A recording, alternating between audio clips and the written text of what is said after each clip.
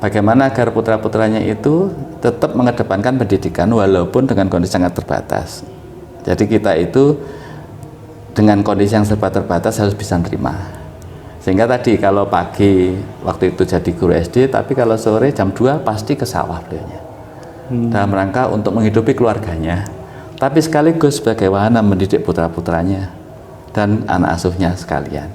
Jadi pagi pasti pulang sekolah, sore setengah 2, kadang jam 2 itu sudah diajak ke sawah semua. Jadi yang pertama tentunya kita harus berpikir untuk mulai belajar go internasional. Kebetulan seperti waktu itu ada sedikit lompatan, jadi kita langsung menjangkau misalkan untuk akreditasi internasional. Jadi kita sudah mengantarkan 20 prodi itu mendapatkan akreditasi internasional asik dari Inggris.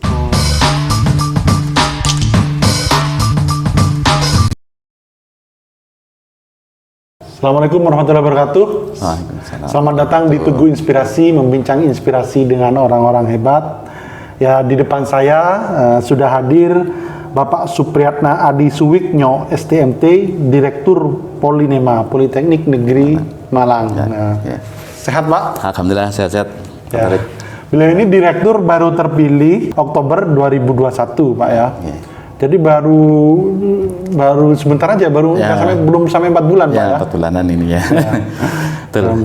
Beliau ini membawai 14.000 mahasiswa. Nah, ini tapi menariknya dari beliau direktur, seorang direktur yang datang dari sosok yang sederhana. Ayah beliau ini dulu adalah ASN, guru SD, Pak ya, dan juga petani. Nah, ini kita ingin mempelajari kehidupan dari beliau. Mungkin di agak belakang nanti kita akan akan membahas tentang pengembangan Polinema. Tapi kita di awal-awal kita yang santai-santai dulu, Pak. Ya, Pak Tarik. Nah, Pak Adi ini ya, kalau saya lihat sekilas, ini kan sosok yang sederhana, Pak ya. Salah begitu. Ini tidak seperti direktur, wah kayak biasanya kan ada pengawalan ke sini dan lain sebagainya. Nah, Pak, memang nggak suka dengan protokoler atau gimana, Pak? Biasanya kalau rektor ke sini kan banyak itu, Pak, yang mengawal. Ini ya. Jadi kebetulan karena background dari kecil memang kami dari keluarga yang memang ditakdirkan untuk harus menjalani kehidupan yang biasa, yang normal, bahkan mungkin dari kondisinya ya semuanya serba harus diperjuangkan gitu ya.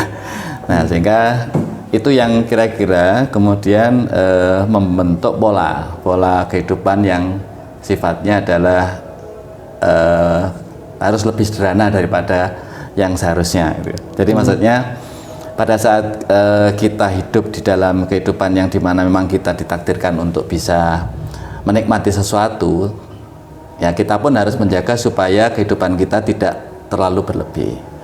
Nah, sehingga pola kehidupan yang dididik oleh orang tua saya itu memang mensyaratkan bahwa kita harus juga mempertimbangkan orang lain. Jadi kalau kami itu 6 bersaudara laki-laki semua. Jadi bisa dibayangkan kemudian 6 ini bapak saya juga waktu itu guru SD, tentunya juga kondisi ekonominya pas-pasan, harus menghidupi 6 putranya. Nah, di posisi itu saja bapak saya masih ngopeni lagi, total ada 11.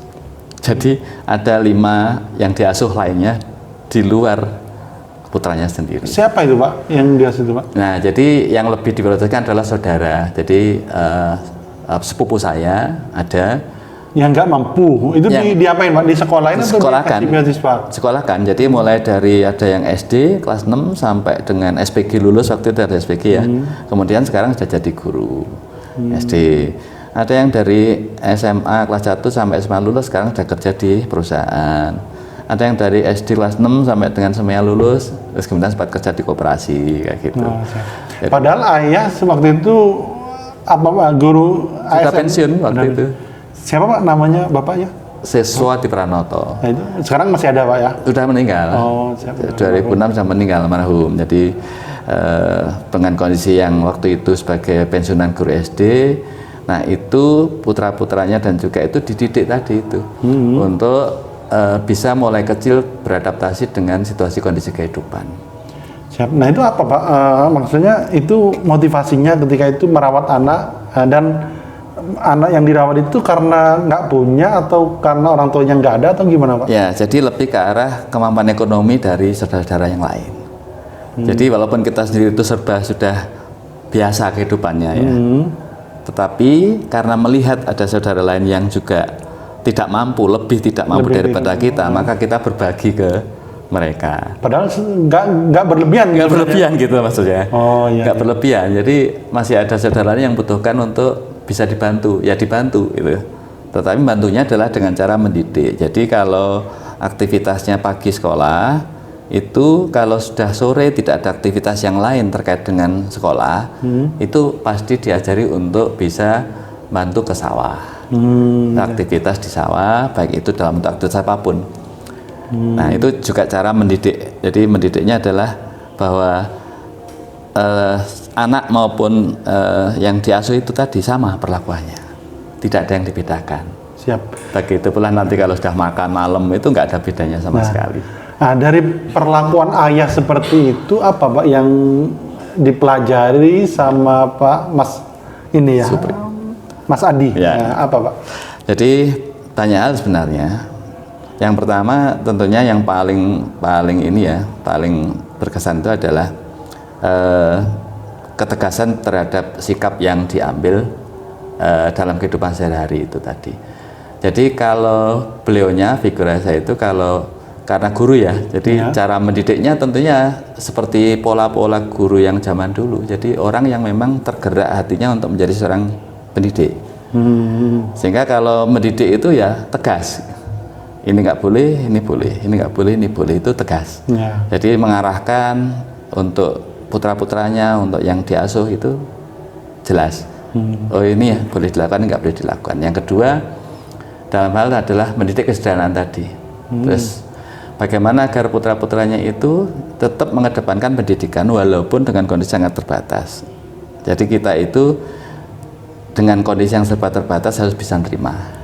Sehingga tadi kalau pagi waktu itu jadi guru SD, tapi kalau sore jam 2 pasti ke sawah beliaunya. Dalam rangka untuk menghidupi keluarganya, tapi sekaligus sebagai wahana mendidik putra-putranya dan anak asuhnya sekalian. Jadi pagi pasti pulang sekolah, sore 1:30 kadang jam 2 itu sudah diajak ke sawah semua.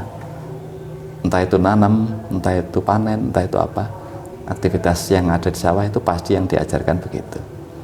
Nah itu membentuk karakter dari putra-putranya untuk bisa survive lah gitu ya. Gitu. Dengan segala keterbatasan yang ada.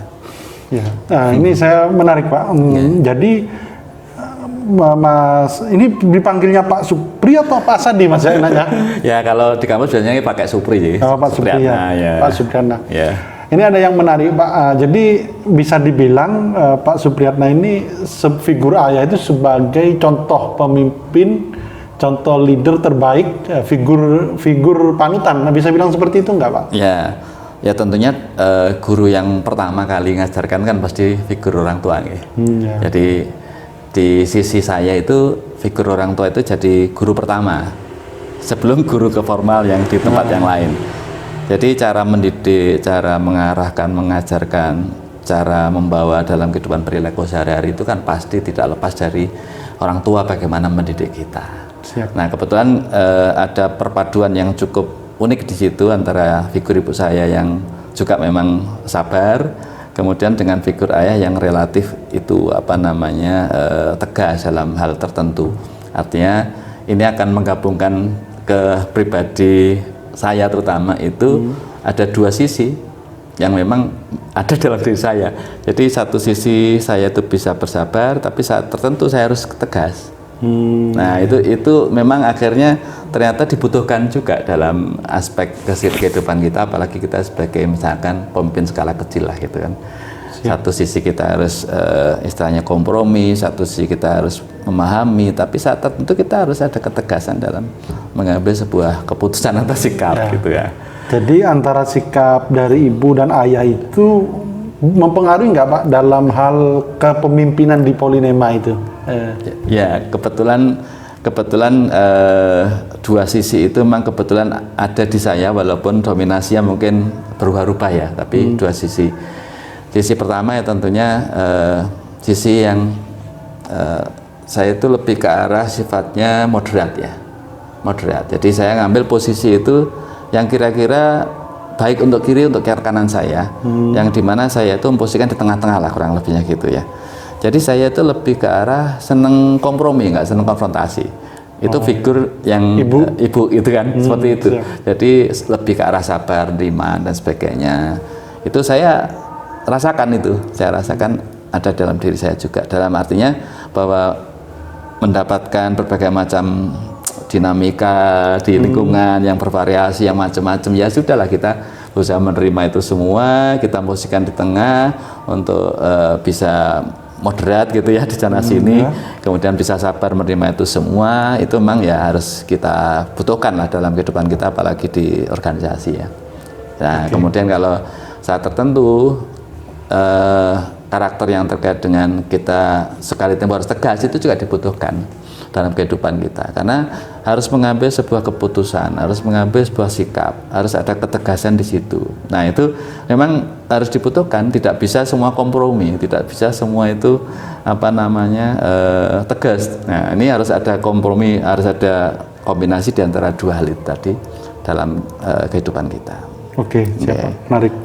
Nah ini saya penasaran dengan ini Pak, jadi dari kecil semua itu harus diperjuangkan Pak ya, sejarah cerita hidup Bapak sampai sekarang menjadi direktur. Nah itu perjuangan yang seperti apa Pak yang Bapak ingat sehingga Bapak bisa survive sampai jadi direktur seperti itu? Baik. Jadi ya tentunya sejak kecil ya, jadi kita itu didik sederhana memang, karena memang kehidupannya ya nggak ada yang lebih. Jadi kita didik sederhana sehingga yang usia TK itu kan ya ingat-ingat lupa lah gitu ya. Tapi intinya itu pun kalau ada kegiatan yang menyenangkan untuk anak, kita mesti diajak lah. Entah itu mindah batu bata, entah itu katakanlah apa namanya mindai sesuatu barang atau apa. Tapi ya masih skala permainan anak-anak gitu ya. Tapi yang mulai diarahkan itu sehingga saya mulai SD kelas 2. Jadi usia anak-anak tapi sudah mulai diarahkan untuk membantu pekerjaan aktivitas orang tua yang sifatnya mungkin yang masih terjangkau oleh anak-anak itu, oleh usia-usia itu. Nah sehingga aktivitas harian itu diarahkan untuk bagaimana agar setelah sekolah itu selesai ya tetap saja bahwa untuk bisa apa namanya menjalani kehidupan itu harus ada yang dilakukan. Nah salah satunya tiap pagi itu di luar yang rutin ya, itu saat momen-momen tertentu misalkan seperti masa menjelang panen itu ya kita itu 5:30 itu dengan berbekal air minum dan mungkin dengan apa sepotong nasi gitu ya, itu pagi sudah diminta ke sawah jalan kaki ya, terus kemudian sampai ke sawah kita nunggu supaya padi itu tidak dimakan burung. Nah itu bisa berlangsung bisa 2 bulan, bisa 3 bulan tergantung beberapa sawah yang harus dijaga itu tadi. Nah itu sampai misalkan sampai 8:30. Nanti setelah itu kita pulang sebentar, 9:30 harus masuk sekolah, masuk siang. Nah ini artinya bahwa diajarkan untuk bagaimana kita bisa memperjuangkan supaya kehidupan kita tetap bisa bertahan, survive dengan model-model yang seperti tadi. Jadi walaupun tidak bertanggung jawab tapi harus membantu sesuai dengan kapasitas dan kemampuan yang dimiliki pada saat itu. Nah, semakin meningkat usia, jadi ini keterlibatannya mulai semakin jauh. Jadi cara mendidiknya sudah makin jauh, yaitu mulai dilibatkan dari proses mengolah, proses memelihara, menanam, memanen. Nah itu kan, kalau di awal kan belum. Tapi prosesnya kelas 5 SD itu sudah mulai terlibat agak jauh, misalnya seperti itu. Jadi saya harus bantu untuk membersihkan rumput, saya harus bantu untuk misalnya mencabuti rumput itu atau untuk menanam padi dan sebagainya, itu sudah mulai dilibatkan. Dan itu berlangsung terus sampai dengan saat saya masih SMA. Pola mendidiknya seperti itu kira-kira. Jadi dalam rangka untuk supaya kita bisa survive di tengah segala keterbatasan yang ada tadi.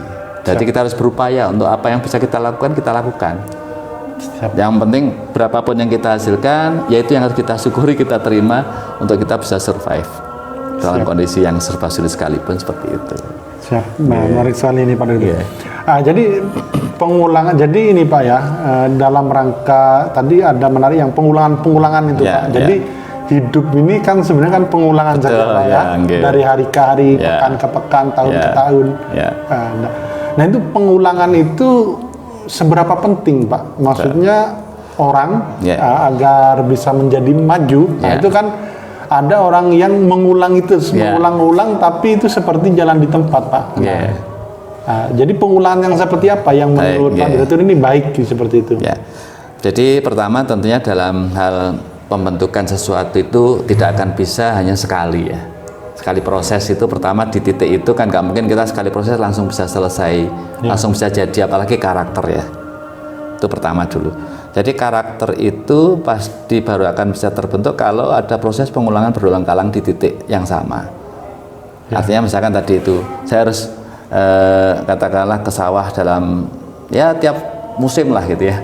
Kan diulang sekian tahun mulai kecil sampai dengan SMA itu kan pengulangannya pasti terjadi di situ. Misalkan harus sampai SMA pun saya masih menjaga supaya padi itu nggak dimakan burung, itu masih saya lakukan sampai dengan SMA. Bahkan kalau sekali tempo saya waktu itu kuliah pun kadang-kadang masih terlibat di situ, walaupun sudah tidak terlalu sering seperti waktu masih di SMA atau di SD atau di SMP-nya. Nah jadi ternyata pertama dari pengulangan di rutinitas aktivitas itu yang tadi itu tanpa kita sadari atau kita sadari itu akan membentuk karakter kita. Baik dalam arti karakter itu kesabaran, baik itu ketelatenan, baik itu mungkin daya tahan terhadap sesuatu yang mengganggu dan sebagainya. Nah, kalau kita tarik dalam kehidupan yang lebih jauh, ternyata bahwa yang saya alami juga pola-pola yang dalam kehidupan yang sebelumnya itu waktu masih kecil atau sampai remaja, sampai dewasa awal, itu di masa-masa tua pun ternyata juga ada proses yang kurang lebihnya adalah mirip dengan pola yang sudah pernah kita alami sebelumnya. Sehingga ini memudahkan untuk kita mengadaptasikan sebenarnya dengan yang sudah kita pernah jalani sebelumnya. Jadi seperti halnya kalau kita itu istilahnya kalau kita itu pernah jadi ketua RT gitu kan, sekian tahun yang lalu, saat kemudian kita itu jadi ketua RW itu nggak jauh beda sebenarnya. Begitu pula kalau kita pernah jadi ketua RT, kita jadi kepala desa, itu sebenarnya juga nggak jauh beda, hanya skup skalanya yang lebih besar, hanya masalahnya yang sedikit lebih kompleks dan seterusnya. Nah jadi pola kehidupan itu secara umum itu pasti ada namanya teori fraktal tadi, ngalami pengulangan-pengulangan yang sifatnya sebenarnya adalah apa yang kita hikmahnya apa yang kita alami pada saat itu, enak dan tidak enak menurut kita, itu sebenarnya adalah dalam rangka untuk menyiapkan pada proses kehidupan yang berikutnya. Jadi saya ngalami seperti itu, ternyata ini disiapkan untuk kehidupan yang setelah itu. Gitu. Nah itu cari istilah hikmah, maknanya kira-kira seperti itulah. Jadi dalam proses berkehidupan itu Pak ya, dalam proses pengulangan tadi itu nggak ada yang sia-sia, kira-kira seperti itu. Jadi semua itu sudah by design lah gitu ya. Oleh Allah gitu. Oleh Tuhan itu percaya seperti itu Pak ya. Ya tadi. Jadi mau tidak mau itulah yang harus kita yakini bahwa tidak ada semua itu yang sia-sia, karena semua itu sudah didesain. Tinggal kita menjalani saja. Nah itu apa yang kita sedang jalani hari ini sebenarnya adalah dalam rangka untuk kita disiapkan menghadapi hari esok. Siap. Nah jadi kalau kita hari ini ya pasti sudah siapkan kemarin gitu kan. Siap. Untuk kita siap menghadapi hari ini. Seperti Bapak jadi direktur sebelumnya kan wakil direktur 1 Pak ya, bidang akademik ya. Itu nggak sulit Pak ya, karena sebelumnya sudah belajar gitu Pak ya. Ya kurang lebih di titik tertentu, karena core-nya Politeknik juga di akademik ya, sebagai bisnis prosesnya itu utamanya di akademik, sehingga secara intinya kan sebenarnya di proses akademik itu sendiri. Nah kebetulan saya sebelumnya di bidang akademik itu untuk bantu di wakil direktur 1-nya, sehingga alhamdulillah juga tidak terlalu banyak masa adaptasi untuk di sisi akademiknya, terutama itu tidak terlalu banyak. Nah kebetulan kan sebelumnya saya juga pernah di ketua jurusan misalkan seperti itu. Nah ketua jurusan yang skupnya kan jurusan. Kalau kita di wakil direktur bidang akademik ya skupnya di tingkat politeknik.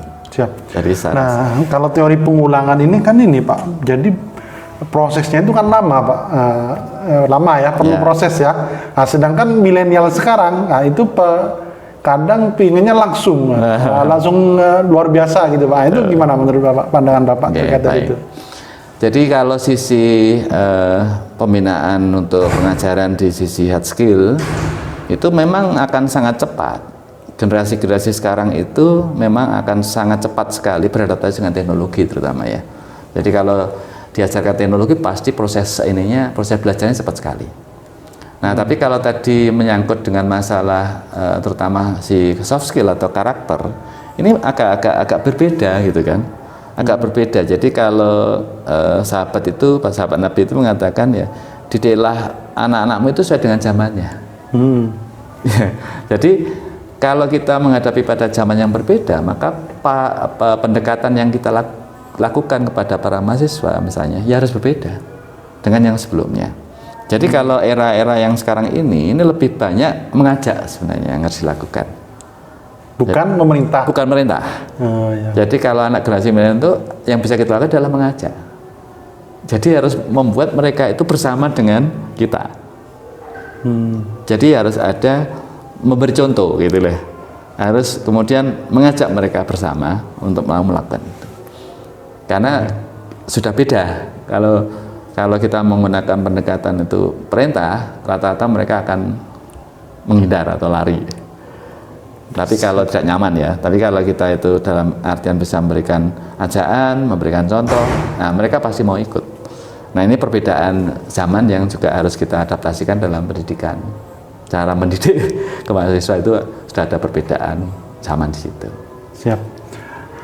Pak, ini teori pengulangan itu kaitannya dengan ini Pak, dengan pola pengulangan tadi, kaitannya dengan menjadi direktur apa Pak? Yang manfaatnya lah kira-kira.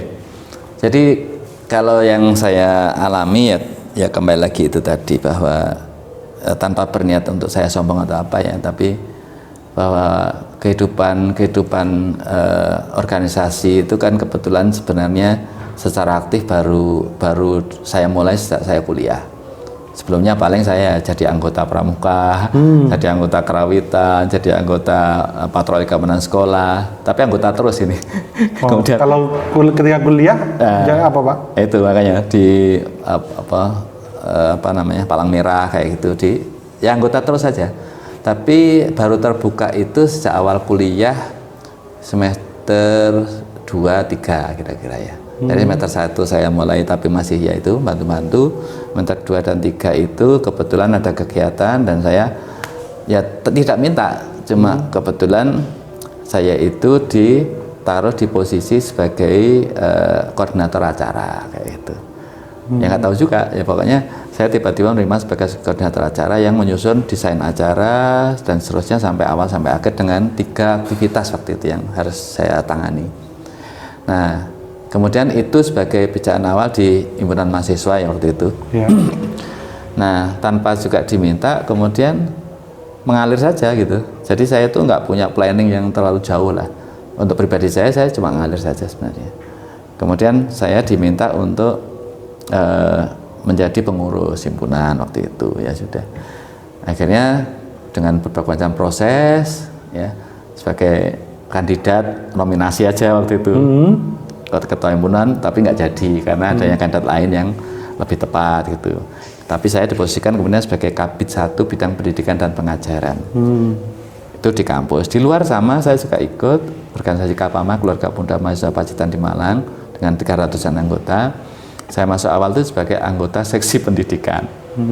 Nah, di kampus saya megang pendidikan, bidang pendidikan dan pengajaran. Di luar saya juga seksi pendidikan.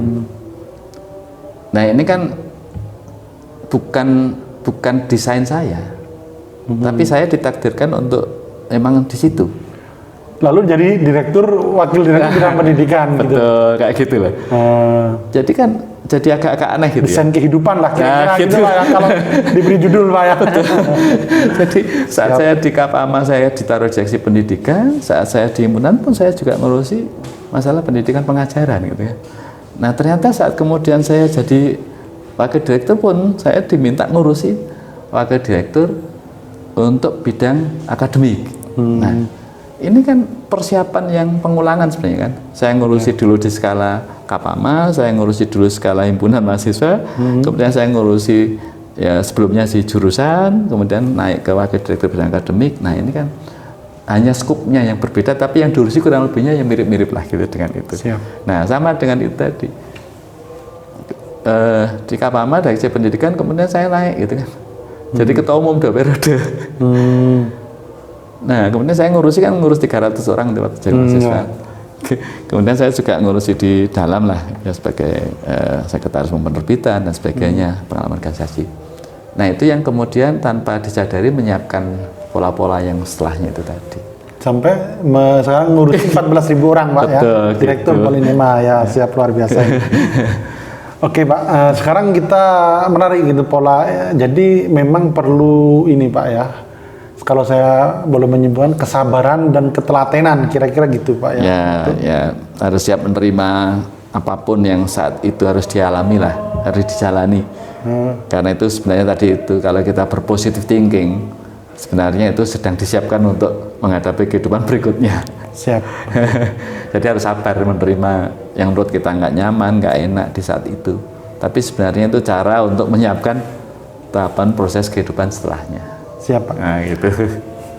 Pak, ini Bapak kan baru terpilih Pak ya, dan baru berakhir tahun 2025 Pak ya. Iya, salah saya kepemimpinannya ya. Nah, ini apa Pak yang akan Bapak perbaiki di Polinema?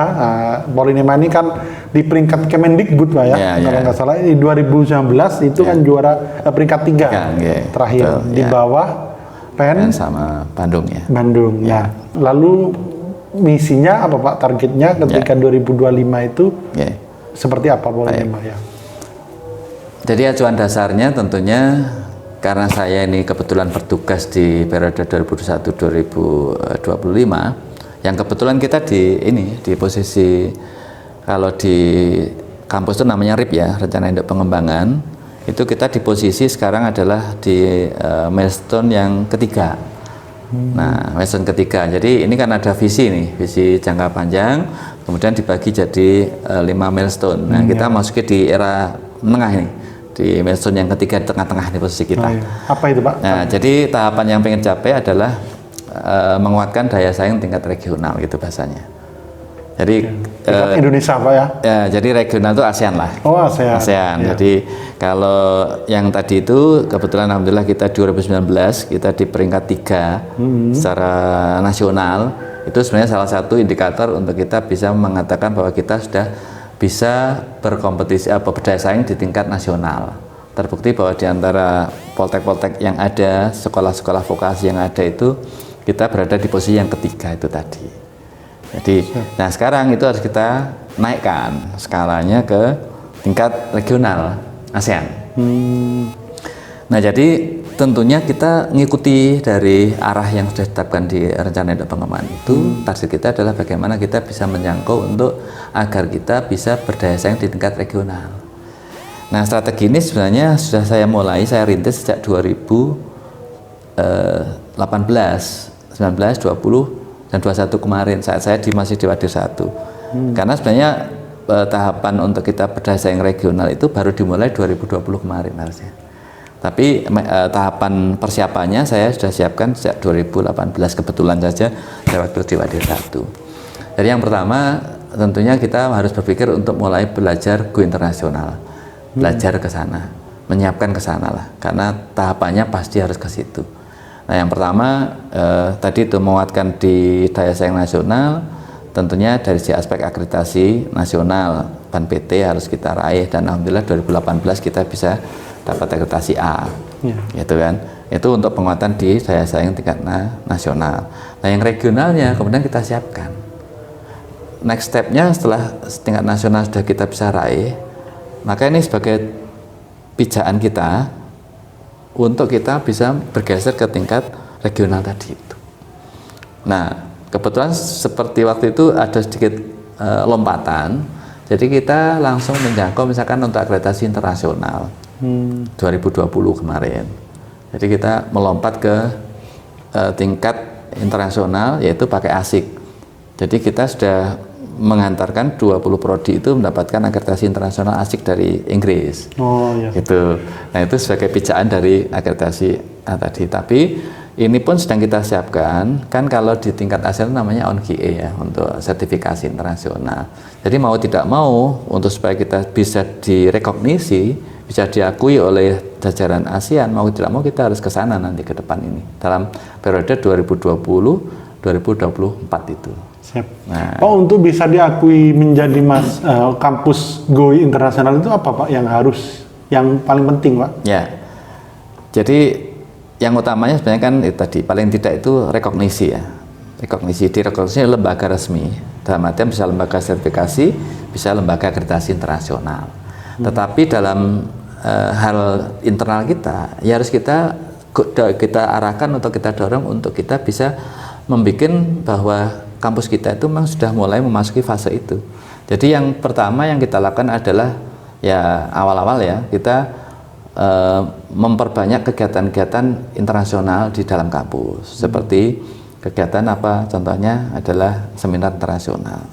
International Conference itu kita mulai adakan 2018, 19, yang semula cuma 1, sekarang itu sudah ada 3 International Conference di kampus.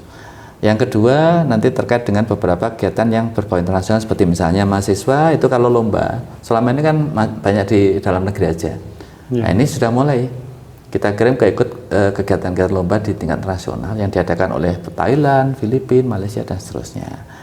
Kemudian yang berikutnya ya kita menggandeng banyak kerjasama dengan beberapa mitra perguruan tinggi negeri yang ada di ASEAN, baik itu dengan mungkin Republik Potensi Singapura, dengan Elokos Filipina, dengan katakanlah kalau di ASEAN itu ada apa namanya IUM, jadi International Islamic University Malaysia, dengan Pahang, UCYP Pahang, dengan Politeknik Shah Alam Malaysia. Nah itu yang kita lakukan, menggandeng mitra-mitra dari perguruan tinggi yang ada di ASEAN, supaya kita bisa mendapatkan rekognisi dari mereka. Nah kalau di luar itu ya kita gandeng ke yang bisa kita jangkau. Kita punya Zhejiang Aerospace, kemudian di University di Shandong University di Cina ya, kemudian Zhejiang Jiangsu University di Cina. Itu sebagai mitra kita. Jadi kita menggandeng itu untuk dalam kegiatan akademik yang sifatnya internasional. Jadi kita kirim mahasiswa kita untuk ambil kredit transfer system atau student mobility atau student exchange di kampus-kampus mitra itu. Siap. Nah, kalau jadi, mahasiswa asing sudah ada nggak Pak? Nah, alhamdulillah. Jadi sejak 2018 saat saya masih pertama kali di Wadir 1 tahun pertama itu kita mulai buka namanya kelas internasional kayak gitu. Jadi kalau 2018 itu kita buka hanya untuk 2 prodi kelas internasional, dan alhamdulillah tahun pertama itu kita punya 16 mahasiswa asing. 16 mahasiswa asing di tahun pertama 2018. Peminatnya waktu itu sekitar 26 mahasiswa, kita seleksi, kita terima 16. Nah, ini yang kemudian jadi cikal bakal tadi itu. Jadi desainnya memang untuk kita internasional ya kita harus punya mahasiswa asing. Sehingga 2019 peminatnya alhamdulillah naik jadi 58 kalau tidak salah. Kemudian 2020 kemarin sudah naik jadi 90 sekian. 2021 kemarin juga naik jadi 120-an. Yang pendaftar. Yang diterima?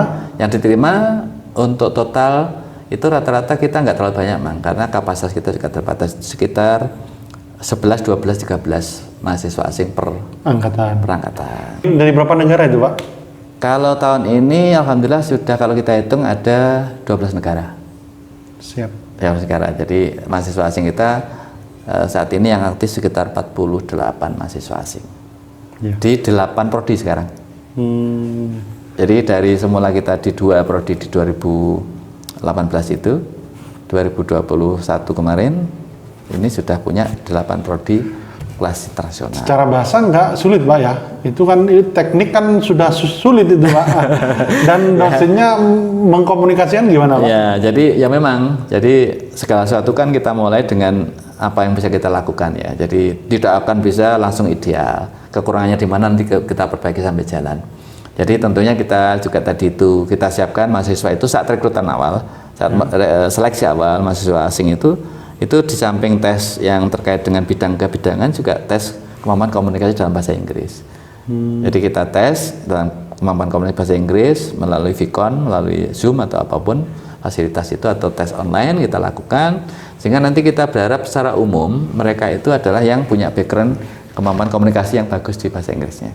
Nah begitu pula di kita ya sangat terpaksa cari dosen-dosen yang memang punya kemampuan di situ dulu untuk awal, yang bisa mengajar di kelas internasional itu, yang terutama yang dari lulusan luar negeri yang punya kemampuan komunikasi bahasa Inggris bagus, kita minta ngajar di kelas internasional itu. Dan itu menjadi awalan sebenarnya, awalan saja. Dan alhamdulillah ini prosesnya kemudian berkembang dari negara-negara yang masuk pun juga mulai variasinya cukup lumayan lah itu. Jadi kalau awal itu ada Libya, Sudan Utara, Sudan Selatan, Madagaskar, kemudian Gambia, kemudian ada Arab Saudi, ada sekarang mulai masuk dari Vietnam misalnya seperti itu. Kemarin India, Afghanistan, kayak itu. Jadi sudah mulai ada variasi dari asal negaranya, dan rata-rata memang harus berbackground yang punya kemampuan komunikasi bahasa Inggris, karena keterpaksaan juga dosen kami, jadi harus memang satu bahasa adalah bahasa Inggris, bukan bahasa lain-lain gitu ya. Itu. Oke, Pak, kita cukup menarik sekali ini perbincangan kita sore ini. Mungkin ini Pak, closing statement, pesan nggak Pak bagi milenial, yang nonton ini biasanya milenial Pak, gitu. Dan mungkin mahasiswa Polinema juga, pesan bagi pemuda Pak agar bisa ini tadi dikaitkan dengan perjalanan hidup Bapak, itu mungkin kalau dirangkum menjadi sebuah pesan itu apa kira-kira? Baik. Jadi yang pertama tentunya yang paling utama adalah manfaatkan ya masa muda itu untuk persiapan untuk kehidupan berikutnya. Jadi kehidupan apapun yang saat ini ditakdirkan, yang harus kita jalani, bahkan mulai mungkin masih kecil atau remaja atau sekarang jadi dewasa, apapun yang kebetulan harus kita jalani, ya sudah kita jalani dengan sebaik-baiknya. Kita terima dengan seikhlas-ikhlasnya, dengan sesabar-sabarnya. Kalau itu nggak enak ya, tapi kalau enak ya disyukuri dengan sebaik-baiknya, dimanfaatkan gitu kan, ya. Nah ini jangan lupa itu adalah sebagai modal untuk menghadapi kehidupan berikutnya yang lebih sulit lagi. Kira-kira begitu, itu yang paling utama ya.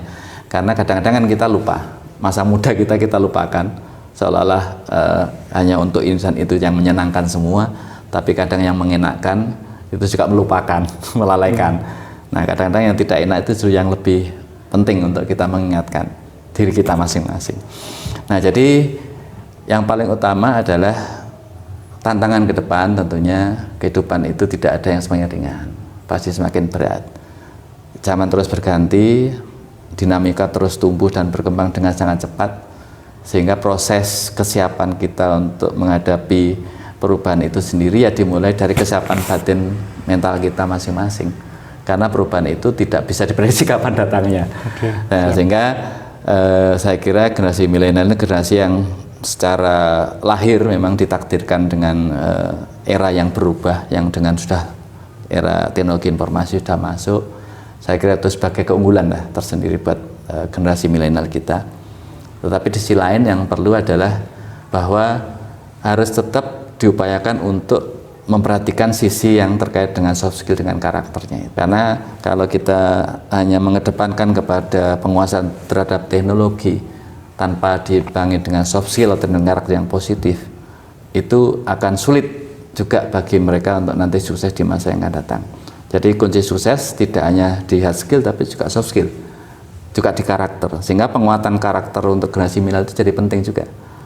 Di samping ada secara secara naluri bawaan untuk generasi mereka itu sudah ditakdirkan untuk yang mungkin punya banyak kreativitas, punya banyak inovasi, itu mungkin sudah melekat gitu ya, secara genetiknya sudah melekat.